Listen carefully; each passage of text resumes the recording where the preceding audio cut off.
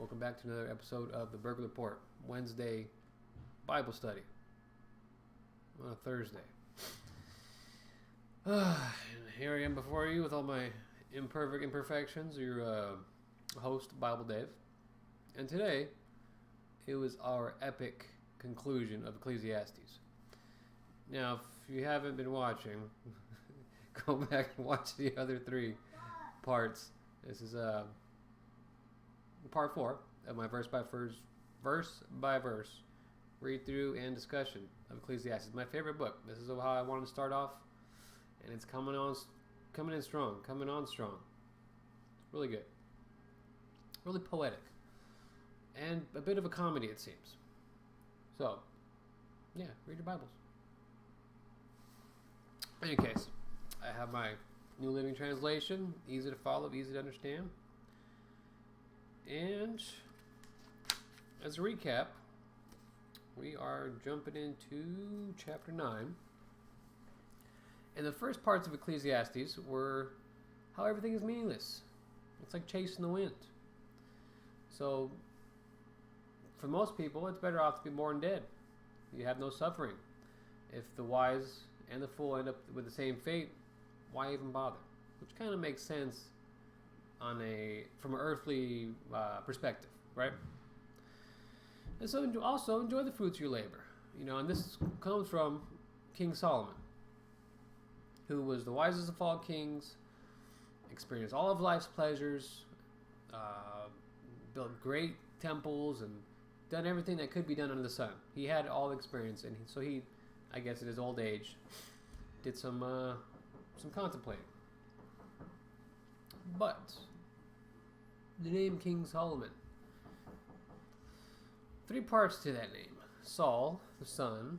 Om, that noise, Buddhist enlightenment, perhaps, or Hindu or meditative enlightenment. And On, the city of Heliopolis.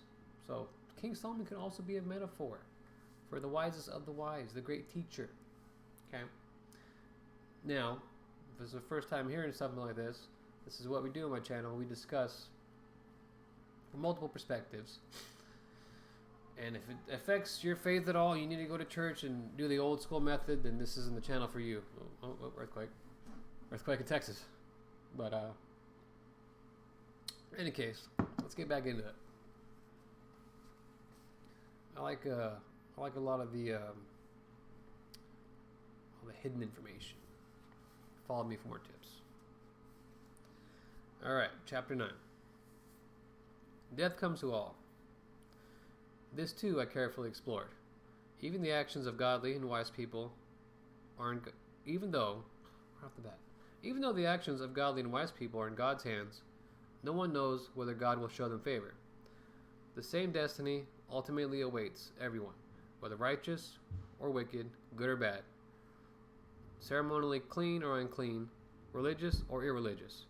Good people receive the same treatment as sinners, and people who make promises to God are treated like people who don't. It seems so tragic that everyone under the sun suffers the same fate. That is why people are not more careful to be good. Instead, they choose their own mad course, for they have no hope. There is nothing ahead but death anyway. There is hope only for the living, as they say. It's better to live like a dog than a dead lion. That, to me, very much speaks to our lifestyle. Everything's me first. We've gone way off the deep end into hedonism. People aren't ready to have kids because I'm not ready, or I want to enjoy my life, or I'm living my best life. How well did that turn out for past civilizations, biblical or not? Just saying. But it also speaks to people and their disbelief in God. The atheists. They want proof. They want physical proof. They get to a point where heaven, it's a story. It's how people cope with death, or their own mortality, the human condition. I don't know. That's their logic. That's not mine. I've had some kind of just deeply rooted gut connection. There is a divine, there is a creator, And I've explored many avenues trying to understand this. Am I going bald? Am I experiencing male pattern baldness? Yeah, I tell you what. Anyways, I've gone down some rabbit holes in very, very interesting stuff. Okay, continuing. Verse 5. The living, at least, know they will die, but the dead know nothing. They have no further reward, nor are they remembered. This is true. We are not remembered as once we pass. I mean, not very long, anyways, and especially future generations. Whatever they did in their lifetime, loving, hating, envying, is all gone. They no longer play a part in anything here on earth. So go ahead, eat your food with joy, and drink your wine with a happy heart. For God approves of this. Wear fine clothes and a splash of cologne. Live happily with the woman you love, through all the meaningless days of life that God has given you under the sun. The wife God gives you is your reward for all your earthly toil. I got a pretty good reward. Continuing. If I can find my place. Verse 10. Whatever you do well. For when you go to the grave, there will be no work, or planning, or knowledge, or wisdom. I have observed something else under the sun. The fastest runner doesn't always win the race, and the strongest warrior doesn't always win the battle. The wise sometimes go hungry, and the skillful are not necessarily wealthy. And those who are educated don't always lead successful lives. It is all decided by chance, by being in the right place at the right time. There's definitely truth to that. You know, I've been overlooked for positions by someone in the right place at the right time. I might have had more skill. And I've come to embrace that because there's other plans, other pathways in life that I'm just like, all right, this wasn't working out for a particular reason. Something better's coming along. And it's just seems to work out better. People can never predict when hard times might come. Like a fish in a net or birds in a trap. People are caught by sudden tragedy. That's unfortunate. Thoughts on wisdom and folly. There is another bit of wisdom that has impressed me as I have watched the way our world works. There was a small town with only a few people, and a great king came with his army and besieged it. A poor, wise man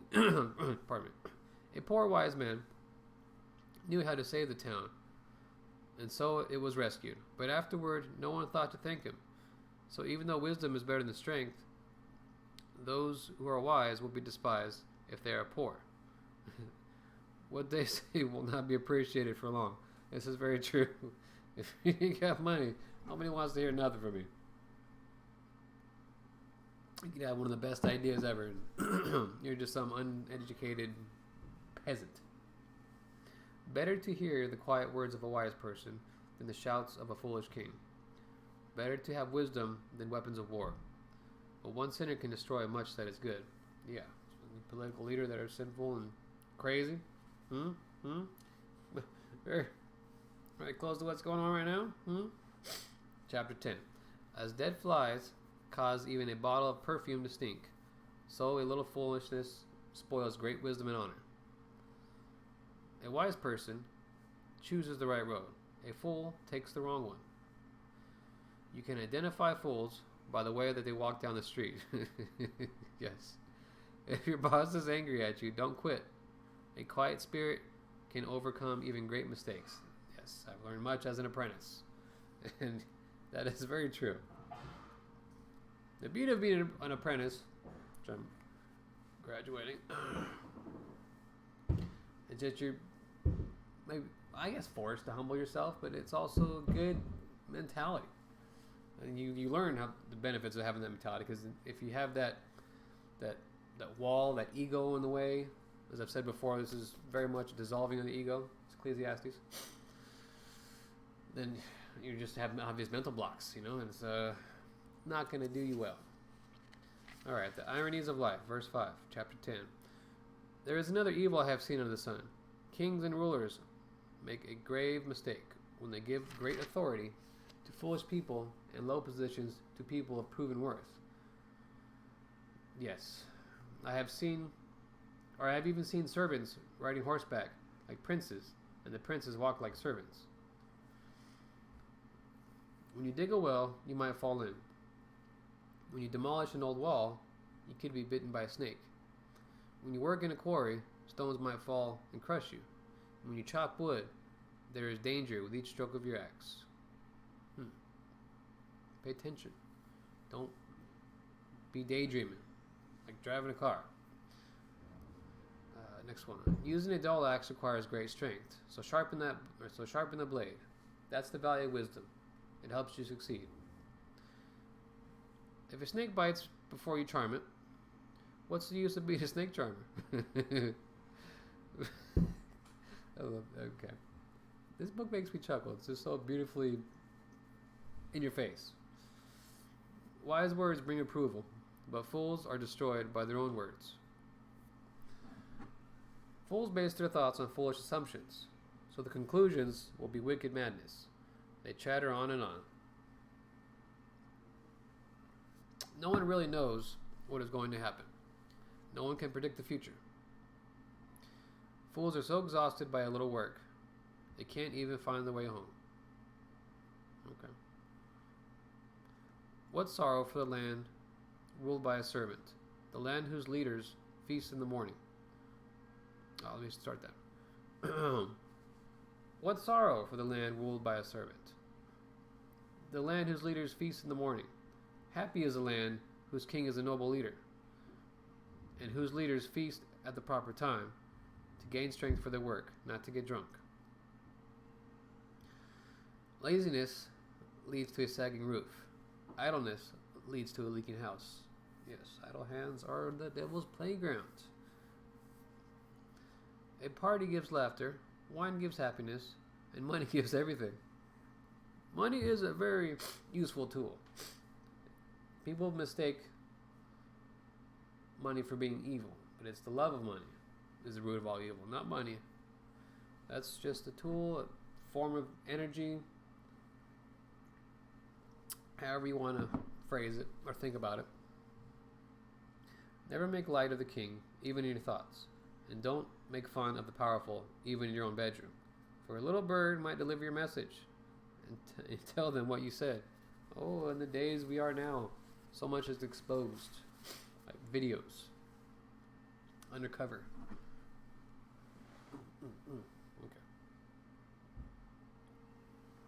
Okay. The uncertainties of life, chapter 11. Send your grain across the seas, and in time, profits will flow back to you. But divide your investments among many places, for you do not know what risks might lie ahead. They're given stock portfolio information thousands of years ago. When clouds are heavy, the rain comes down. Whether a tree falls north or south, it stays where it falls. Yeah.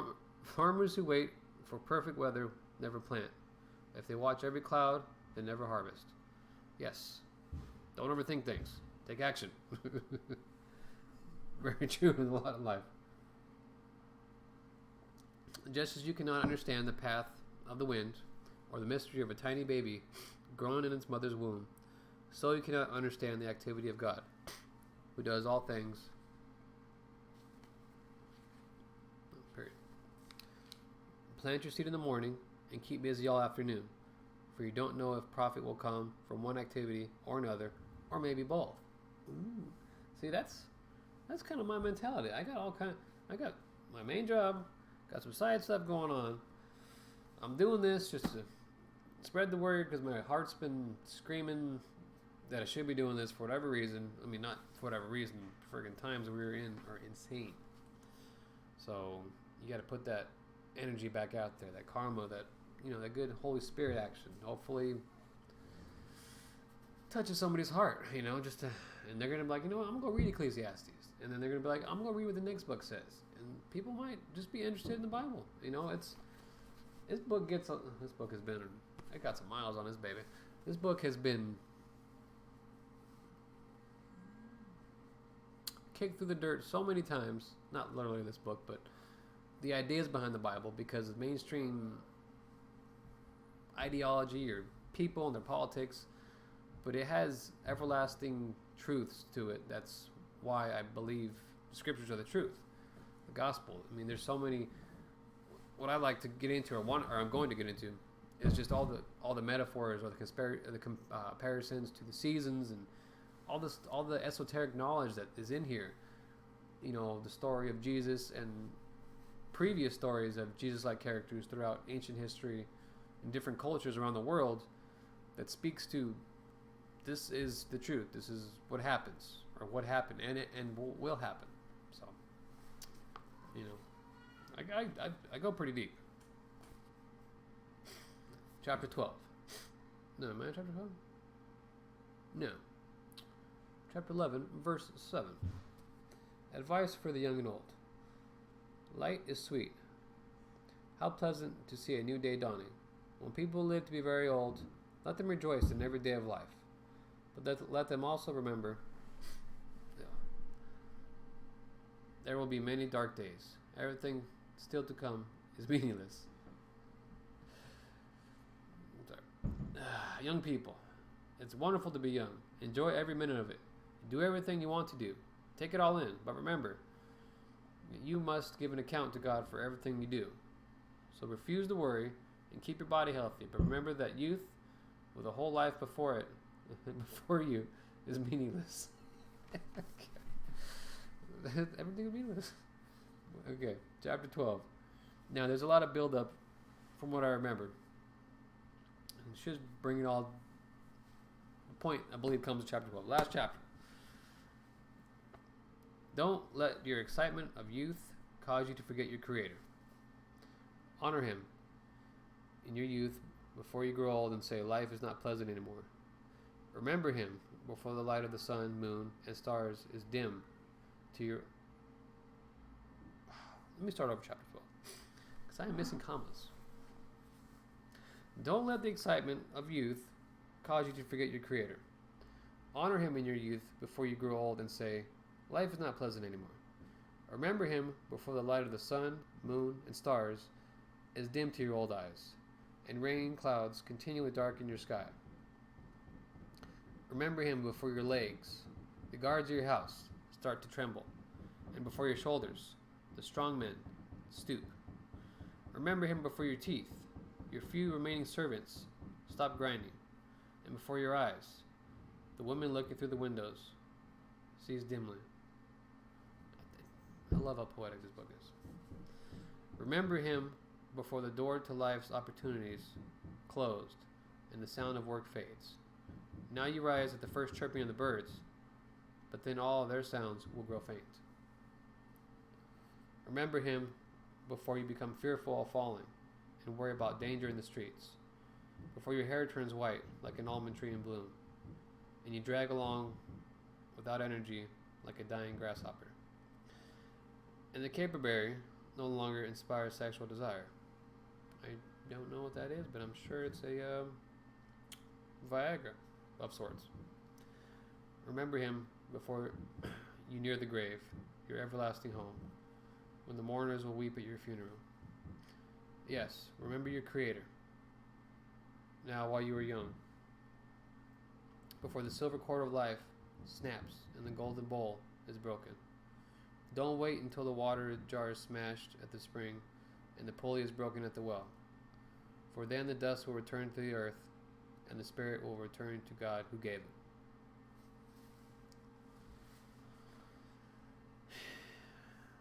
Life is short. Our days are numbered.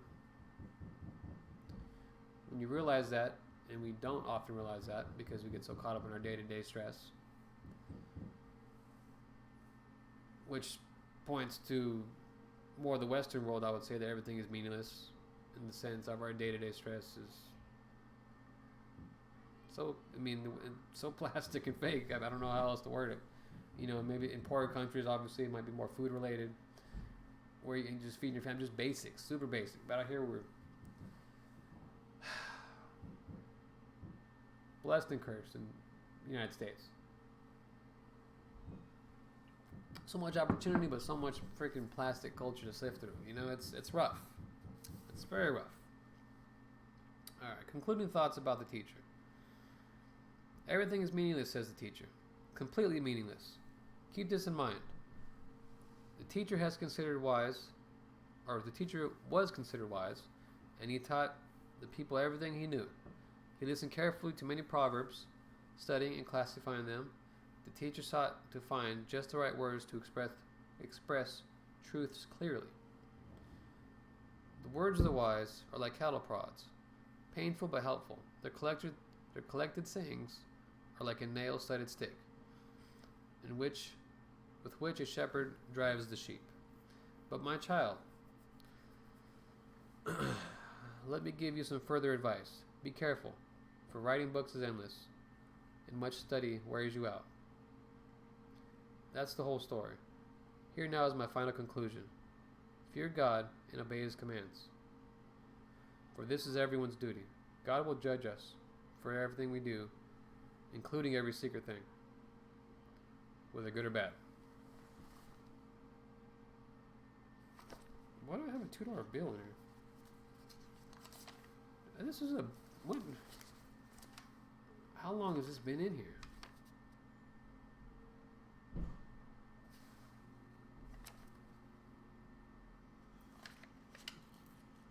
I had a $2 bill bookmark sitting here in Genesis, chapter 42. I guess we're doing Genesis next. Well, that's my that's the epic conclusion of Ecclesiastes.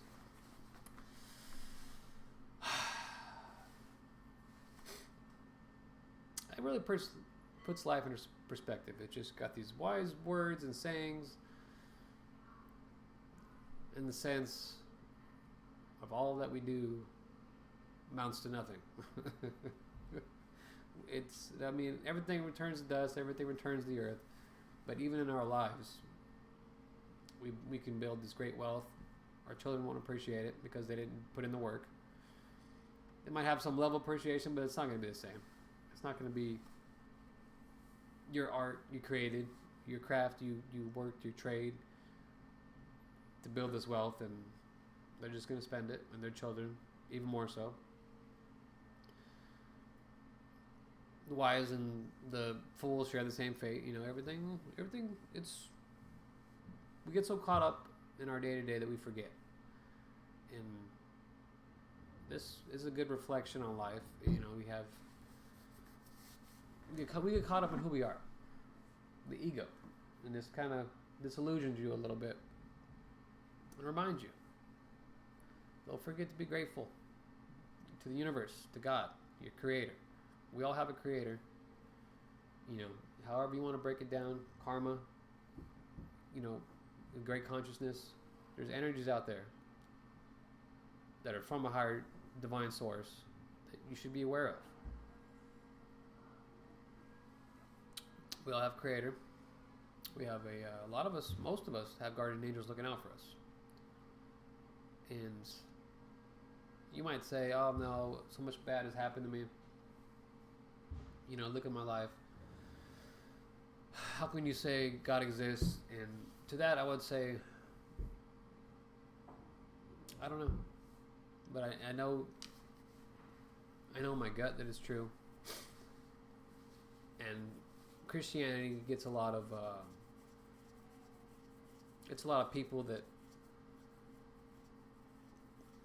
set a bad example, set it the wrong way, send the wrong messages. You have this fake plastic Christian that thinks they're better than you and they judge you, or any religion. And that's not what it's about, and it's not, giving yourself to Christ doesn't automatically make your life easy. It just reconnects you with God for one. There's nowhere in the Bible says, follow me, this is the easy button. What Christ actually says is take up your cross and follow me. Take up your cross to bear. Take up your struggles and let's go. It's not going to, that doesn't say, give me your struggles. He saved us from the second death. He saved us from God's wrath that's to come. But we still have to continue suffering, and we have to. It's just knowing God helps. How does it help? I'd say it helps ultimately with just the understanding of life itself. Just being grateful and appreciative, having that the mindfulness in the New Age sense.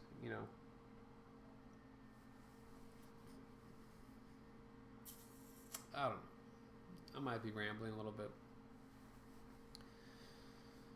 but if you haven't already, I'd say look in the Bible. If you need to go to church, go to church. Give yourself to God. Give yourself to Christ, and that's a good first step. You think because you've had bad things happen in your life, maybe because you haven't given yourself over, there's a block. Maybe your guardian angel's sitting there and you can't. There's just that energy, that your own created energy, your own ego, that blocks that connection. You gotta let that shield down and make that connection, and it's very important that we all do that. So, yeah, Ecclesiastes is my favorite book. I guess we'll get to Genesis next because I found a $2 bill in Genesis. That's a whole lot of chapters. Thanks for joining me. Wednesday Bible study on a Thursday. I will see you on Sunday. Maybe another burglar report conspiracy this weekend. It's hard. Maybe tomorrow. I don't know. I've been itching. There's so much news going on. It's just so meaningless. My heart's not in it, but my brain is. Oh, we're gonna do something. So stay tuned. Thank you.